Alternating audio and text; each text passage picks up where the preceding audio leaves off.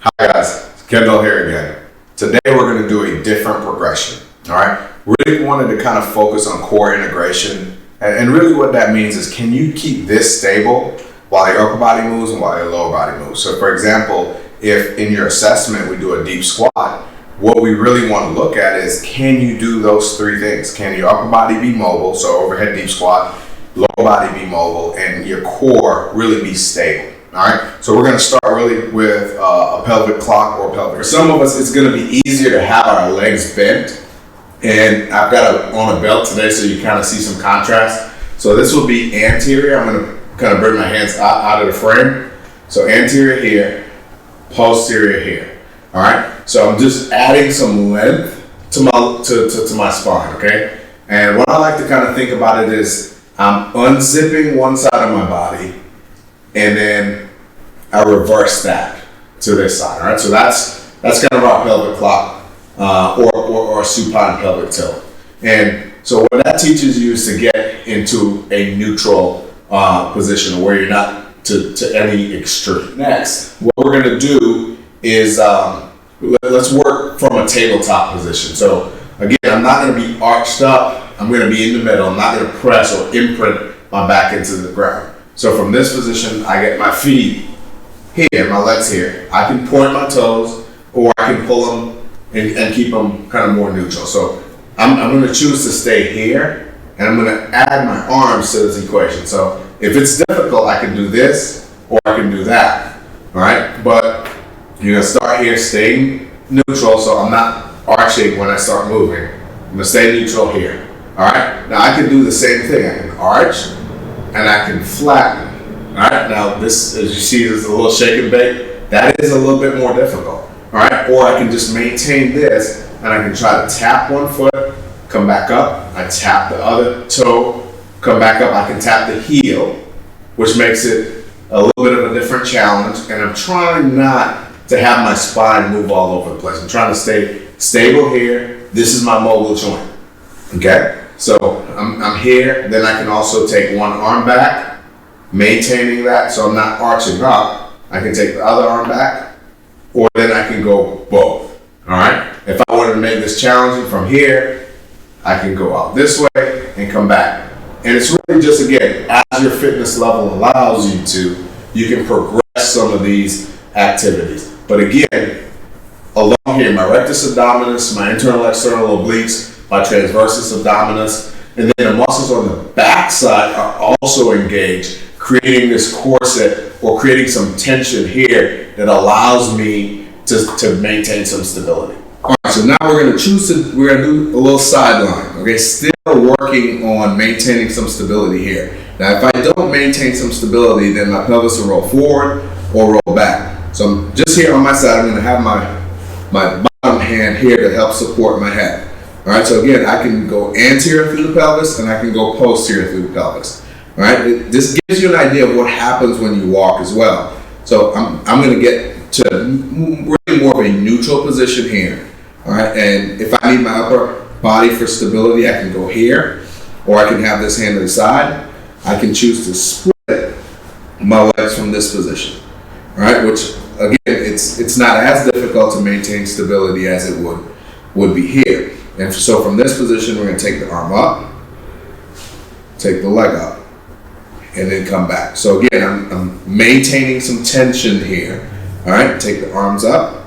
And muscles really work like rubber bands, okay? And so what does that mean? So you stabilize one end, and you pull the other end. So if you're going to shoot a rubber band across the room, one end is stable, one end is going to be more mobile, and then you let it go. So I'm creating tension here, which allows me to lengthen this rubber band, lengthen that rubber band. I can take this arm up and come back, or I can go here, so I get a big range, and back. Again, that's lateral, or it helps control some of the rotational component that you would get. And we can really do that on both sides. On breathing next, all right?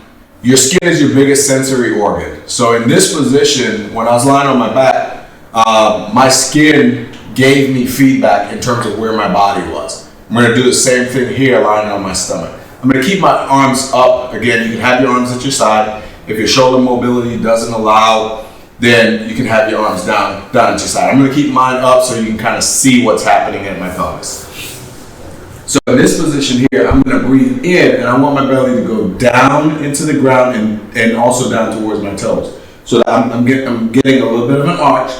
And then as I exhale, I'm going to tuck my pelvis forward. So I'm moving. If you want to think about your pubic symphysis, you can think about it that way, but I just think about the hip as a wheel. So I'm going anterior here, and then I'm going posterior here. Now, the front side of my body, I get feedback that my abdominal muscles are getting shorter or contracting. All right, so I go.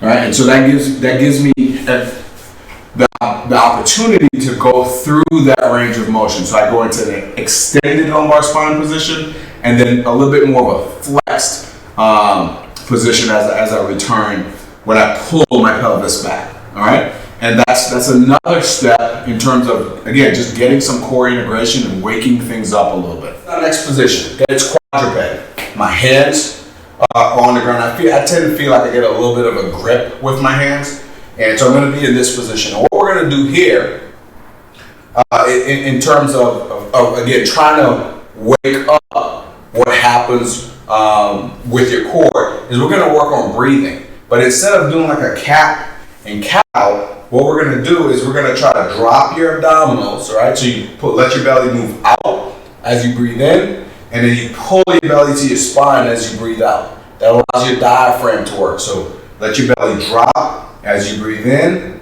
and then pull your belly up as you breathe out. Okay? You want to try to maintain good alignment. And the thing that you don't want to do here is when you breathe in, you don't want to go here to breathe in.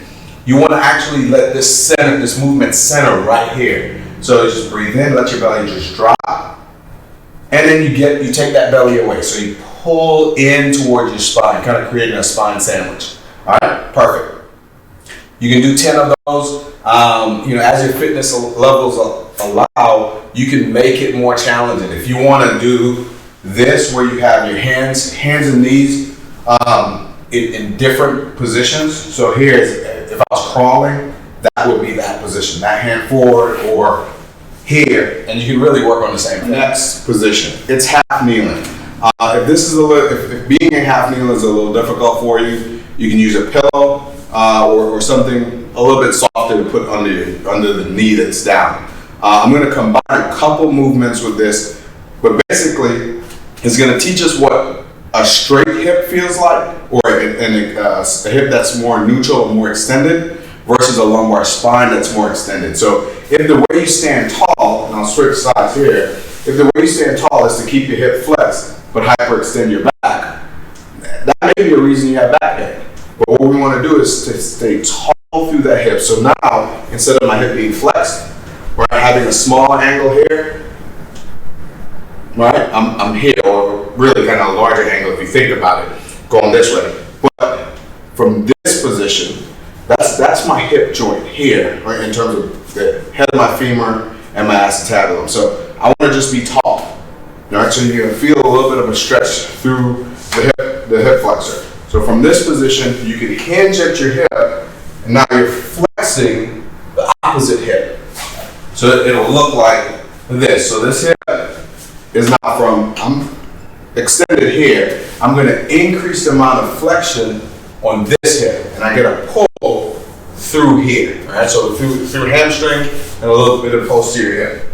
And then what I tend to do is, and I come back up, I want to get tall, so I'm getting a stretch on the hip flexor in terms of the knee that's down, and then I add a little rotational component to it, and I'm going to look back through my thumb, and then back here and down. Now you can choose to swap, just alternate sides.